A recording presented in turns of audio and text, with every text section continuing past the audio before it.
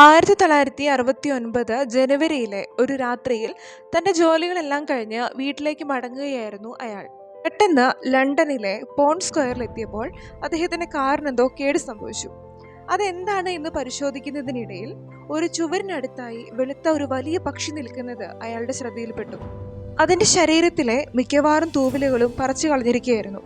വല്ല കുസൃതി സംഘത്തിൻ്റെയും വിക്രിയായിരിക്കാം അതെന്ന ധാരണയിൽ അയാൾ അവിടെയെല്ലാം തിരഞ്ഞു. എന്നാൽ ആരും തന്നെ അവിടെ ഉണ്ടായിരുന്നില്ല. എന്തായാലും ആ പക്ഷിയെ രക്ഷിക്കണമെന്ന് അദ്ദേഹത്തിന് തോന്നി. എന്നാൽ അദ്ദേഹം തിരിഞ്ഞു നോക്കിയപ്പോൾ ആ പക്ഷി നിന്ന സ്ഥലത്ത് ഒന്നും തന്നെ ഉണ്ടായിരുന്നില്ല.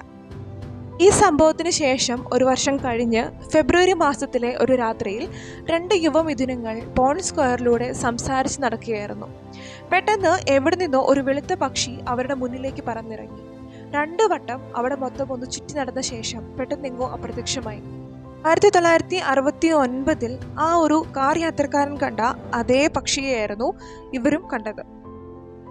എന്നാൽ ഈ ഒരു സംഭവത്തിന് നൂറ്റാണ്ടുകളുടെ പഴക്കമുണ്ട് എന്ന് തന്നെ പറയാം. 1626 ഒരു മെയ് മാസത്തിലാണ് ഈ സംഭവങ്ങളുടെ എല്ലാം തുടക്കം.